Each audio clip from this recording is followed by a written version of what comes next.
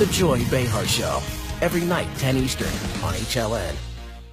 The downside of being outspoken is sometimes you get in trouble. I can relate because I've gotten into trouble over my career also.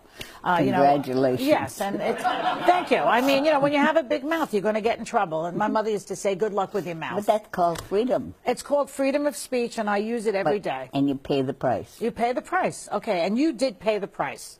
Okay, so like those Israel remarks that you made, and I want people to see what it is we're talking about. So let's watch.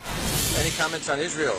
We're asking everybody today. Any comments Tell them on to Israel? get the hell out of Palestine. Ooh.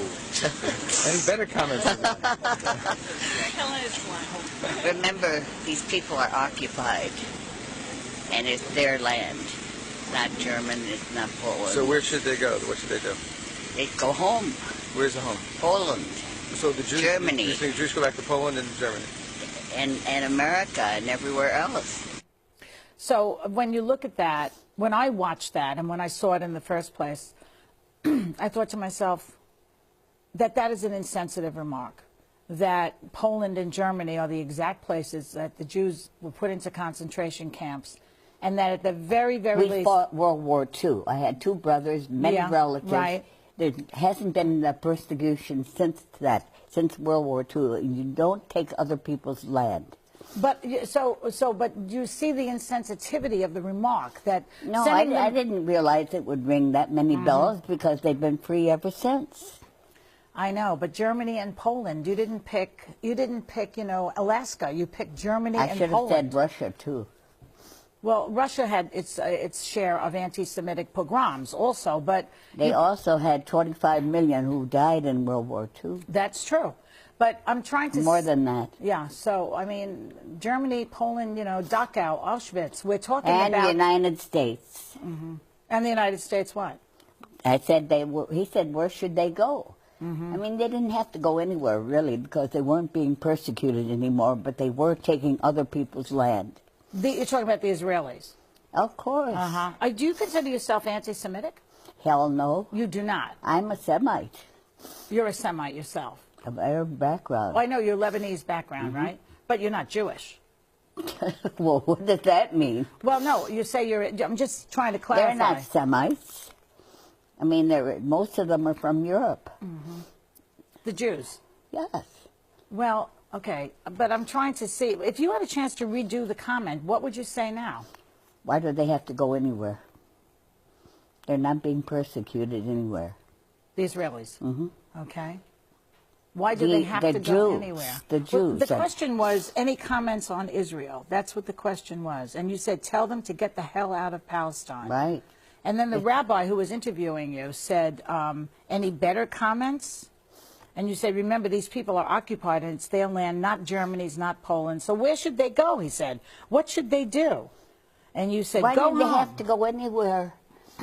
They aren't being persecuted. They don't have the right to take other people's land. Under international law, occupied land should not be annexed. But then maybe you should have said, I'm not putting words in your mouth, but maybe you should have said, well, the Israelis should stay in Israel, but you said they should go back to Poland and Germany. That's what got you in trouble, Helen. He said, where should they go? Yeah.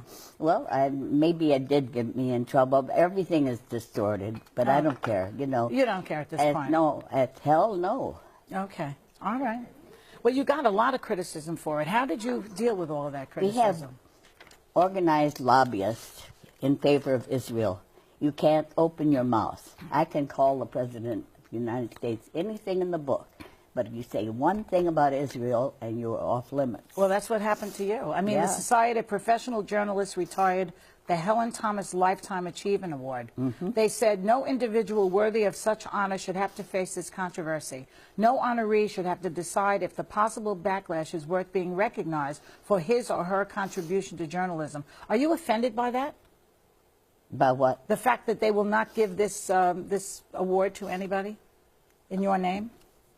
Well, I mean, that's their decision, but I think it's stupid. Has nothing to do with my views about Israel. My achievements in journalism are a little separate. So you have no regrets about what you said, even though I have regrets that everybody's misinterpreted it and distorted it. and you have the Ari Fleischer and Abe Foxman distorting everything. So I certainly knew that, and I should have kept my mouth shut, probably. But you still don't feel that it was insensitive in any way? No. No. I'm sensitive about the Palestinians being pushed around, knocked on the door at 3 o'clock in the morning. Get out of this house in 24 hours. 3 generations in refugee camps. Okay. Pushed from their homes. I see. But you see the other side of it. The other side of it is that the Jews are sensitive because of the history they have in the 20th Everybody's sensitive century. when they're being pushed out of their homes. Well, but the 20th century was particularly cruel to the Jewish population. Yes, it was. In Europe, in Germany, my and Poland. family went through World War II. We were very sensitive. All of us were there. Every American was there. But did your family go to a concentration camp? No. No. Well, that's the difference. That's the point. The difference is that count how many thousands of Palestinians are in jail now, thrown from their homes. 1 million refugees. Is that sensitive? Everybody's got sensitivity points here. Right. You're right.